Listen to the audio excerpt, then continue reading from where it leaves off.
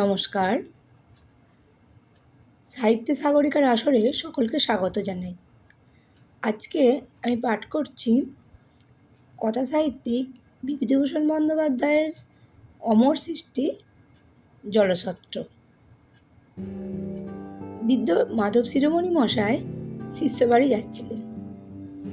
বেলা তখন একটার কম নয়।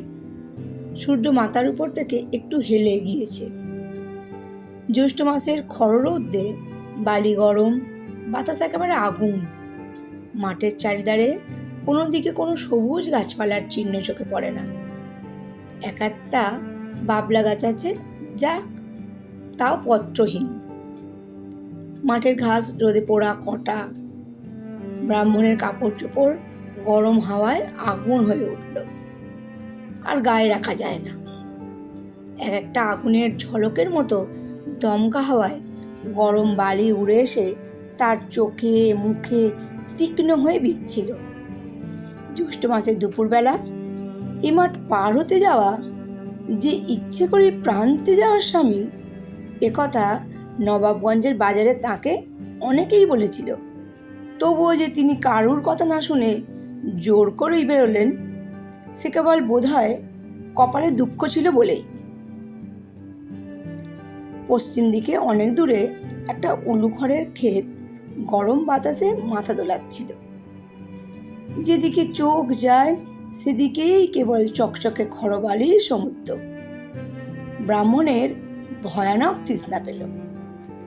গরম বাতাসে শরীরের সব জল যেন শুকিয়ে গেল। জিভ জড়িয়ে আসতে লাগলো। তৃষ্ণা এত বেশি হলো যে সামনে ডোবার পাতা পচা কালো জল পেলেও তা তিনি আগ্রহের সঙ্গে পান করেন। কিন্তু নবাবগঞ্জ থেকে রতনপুর পর্যন্ত 4.5 ক্রোশ বিস্তৃত এই প্রকাণ্ড মাঠটার মধ্যে যে কোথাও জল পাওয়া যায় না, তা তো তাকে কেউ কেউ বাজারেই বলেছিল।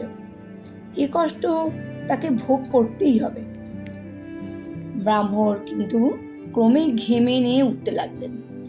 তার কান দিয়ে নাক দিয়ে নিঃশ্বাসে যেন আগুনের ঝলক বেরোতে লাগলো। জিভ জোর করে চুষলেও তা থেকে আর রস পাওয়া যায় না, ধুলোর মতো শুকনো। চারিদিকে ধু ধু মাঠ, খররৌদ্রে যেন নাচছে। চকচকে বালি রাশি রোদ ফিরিয়ে দিচ্ছে। মাঝে মাঝে ছোট ছোট ঘূর্ণি হাওয়া গরম বালি ধুলো কুটো উড়িয়ে নাকে মুখে নিয়ে এনে ফেলছে। অসহ্য পিপাসায় তিনি চোখে ধোঁয়া ধোঁয়া দেখতে লাগলেন। মনে হতে লাগলো, একটু ঘন সবুজ মতো যদি কোনো পাতাও পাই তাহলে চুষি। জীবনে তিনি যত ঠান্ডা জল খেয়েছিলেন তা এইবার তার একে একে মনে আসতে লাগলো। তার বাড়ির পুকুরের জল কত ঠান্ডা, পাহাড়পুরের কাছারির ইদারার জল সে তো একেবারে বরফ। কবে তিনি শিষ্যবাড়ি গিয়েছিলেন বৈশাখ মাসের দিন, তারা তাকে বড় সাদা কাঁসার ঘুঁটি করে নতুন কলসির জল খেতে দিয়েছিল। সে জল একেবারে হিম, খাবার সময় দাঁত কনকন করে। আচ্ছা, এখন যদি সেই রকম এক ঘটি জল কেউ তাকে দেয়, তার তৃষ্ণাটা হঠাৎ বেড়ে গিয়ে বুকের কলজে পর্যন্ত যেন শুকিয়ে উঠল। এই মাঠটাকে এ অঞ্চলে বলে কচু চুষির মাঠ। তার মনে পড়ল, তিনি শুনেছিলেন এই জেলার মধ্যে এত বড় মাঠ আর নেই। আগে আগে অনেকে নাকি বৈশাখ জ্যৈষ্ঠ মাসের দুপুরে এ মাঠ পার হতে গিয়ে সত্যিই প্রাণ হারিয়েছে। গরম বালির ওপর তাদের নির্জীব দেহ লুটিয়ে পড়তে দেখা গিয়েছে। অসহ্য জল তৃষ্ণায় তারা আর চলতে অক্ষম হয়ে গরম বালির ওপর ছটফট করে প্রাণ হারিয়েছে। সত্যিই তো, এখনো তো 2 ক্রোশ দূরে গ্রাম। যদি তিনিও, শুধু মনের জোরে তিনি পথ চলতে লাগলেন। এই পথ হাঁটার শেষে কোথায় যেন এক ঘটি ঠান্ডা কনকনে হিমজল তার জন্য কে রেখে দিয়েছে। পথ হাঁটার বাজি জিতলে সেই ঘটিটাই যেন তার পুরস্কার। এই ভেবেই তিনি কলের পুতুলের মতো চলছিলেন। 8 ক্রোশটা পথ চলে উলুকরের বোনটা ডাইনে ফেলেই দেখলেন বোধহয় আর আধকোষ পথ দূরে একটা বড় বট গাছ। গাছটার তলায় কোনো পুকুর হয়তো থাকতে পারে, না থাকে ছায়াও তো আছে। বটতলায় পৌঁছে দেখলেন একটা জলছত্র, চারপাশটা নতুন জ্বালায় জল, এক পাশে একরাশি কচি ডাব, একদামা ভিজে ছোলা, একটা বড় জায়গায় অনেকটা নতুন আখের গুড়, একটা ছোট ধামায় আধ ধামা বাতাসা, বাঁশের চেরা একটা খোল কাঁটার দড়ি দিয়ে আর একটা বাঁশের খুঁটির গায়ে বাঁধা। একজন চালা থেকে জল উঠিয়ে চেরা বাঁশের খোলে ঢেলে দিচ্ছে, আর লোকে বাঁশের খোলের এমুকে অঞ্জলি পেতে জল পান করছে। গাছতলায় যারা বসেছিল ব্রাহ্মণ দেখে শিরোমণি মহাশয়কে তারা খুব খাতির করলে। একজন জিজ্ঞাসা করলে, ঠাকুরমশাই আগমন কোথা থেকে হচ্ছে? একজন বলল, আহা সে কথা রাখো, বাবা ঠাকুর আগে ঠান্ডা হন। শিরোমণি মশাই যেখানে বসলেন সেখানে প্রকাণ্ড বট গাছটা প্রায় 2-3 বিঘা জমি জুড়ে আছে। হাতির সুরের মতো লম্বা ঝুড়ি চারিদিকে নেমেছে। একজন তাকে তামাক সেজে দিয়ে একটা বট পাতা ভেঙে নিয়ে এলো নল করবার জন্য। আহ কি ঝিরঝিরে হাওয়া! এই অসহ্য পিপাসা ও গরমের পর এমন ঠান্ডা ঝিরঝিরে বাতাস ও তৈরি তামাকে তার তৃষ্ণাও যেন অনেকটা কমে গেল। তামাক খাওয়া শেষ হলো।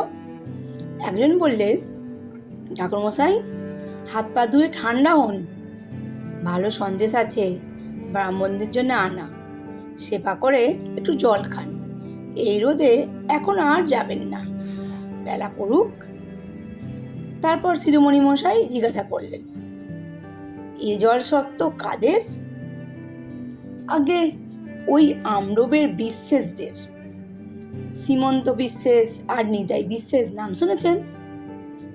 শিরোমণি মশাই বললেন, বিশ্বাস সদগোপ? আগে না, কলু। সর্বনাশ! নতুন মাটির জ্বালা ভর্তি জল ও কচি ডাবের রাশি দেখে পিপাসার্ত শিরোমণি মশাই যে আনন্দ অনুভব করেছিলেন তা তার এক মুহূর্তে কর্পূরের মতো উবে গেল। কলুর দেয়া জলছত্রে তিনি কি করে জল খাবেন? তিনি নিজে এবং তার বংশ চিরদিন অসূত্রে প্রতিগ্রাহী। আজকে তিনি, ওহ, ভাগ্যে কথাটা জিজ্ঞাসা করেছিলেন, নইলে এখনই তো। শিরোমণি মহাশয় জিজ্ঞাসা করলেন, এই জলসত্ত্ব কতদিনের দেয়া? তা আজ প্রায় 15-16 বছর হবে। সীমন্ত বিশ্বাসের বাপ তারাচাঁদ বিশ্বাস এই জলসত্ত্ব বসিয়ে যায়। সে হয়েছিল কি বলি শুনুন, বলে লোকটা সেই কাহিনী বলতে আরম্ভ করলে। আমডোবের তারাচাঁদ বিশ্বাস যখন ছোট, 14-15 বছর বয়স, তখন তার বাপ মা মারা যায়। সংসারে কেবল 9-10 বছরের একটি বোন ছাড়া তারাচাঁদের আর কেউ ছিল না।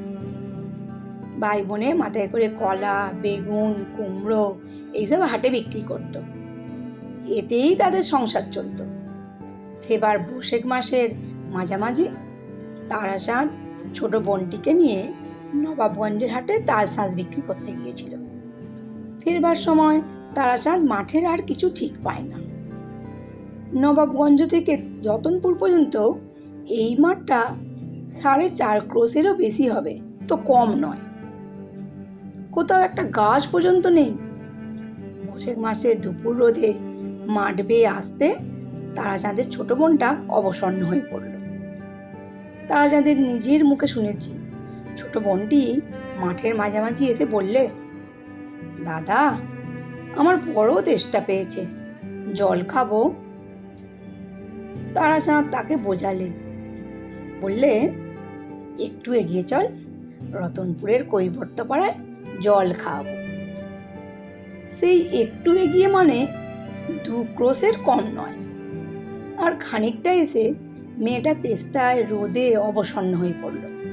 বারবার বলতে লাগলো, ও দাদা তো দুটি পায়ে পড়ি, দে আমায় একটু জল।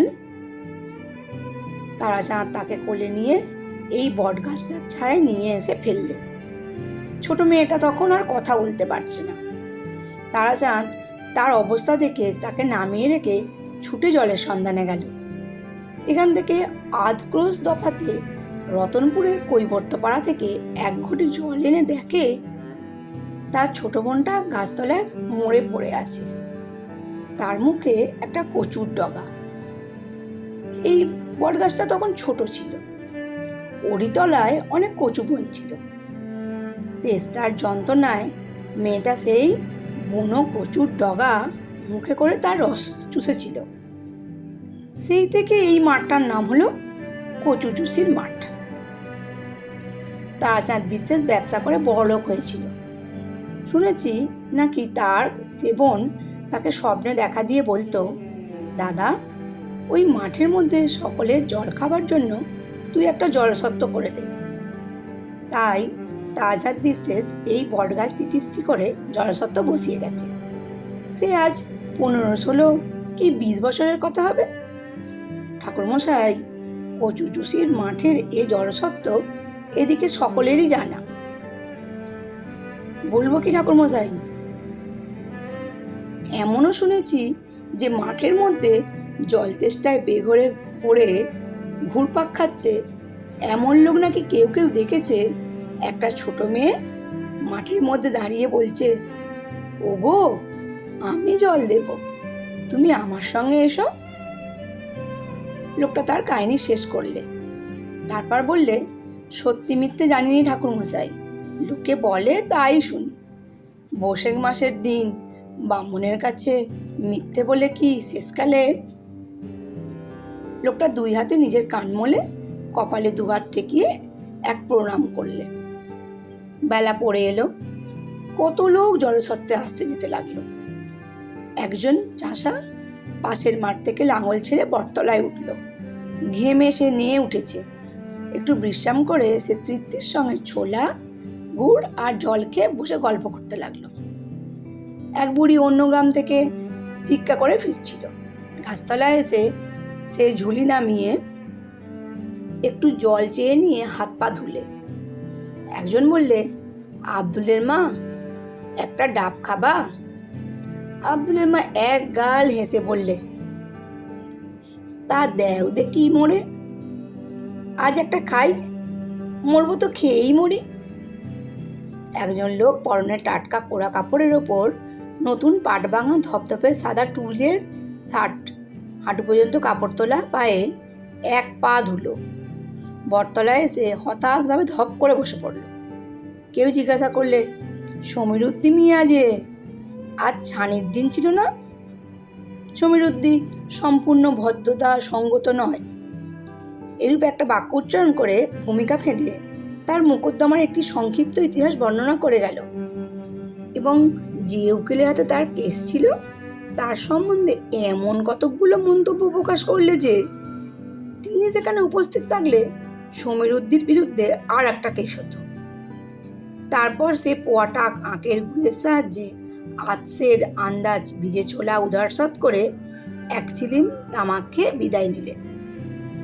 ক্রমে রোদ পড়ে এলো। বিকালের বাতাসে কাছেরই একটা ঝোপ থেকে ডাঁসা খেজুরের গন্ধ ভেসে আসছিল। হলুদ রঙের সোঁদালি ফুলের ঝাড় মাঠের পিছনটা আলো করেছিল।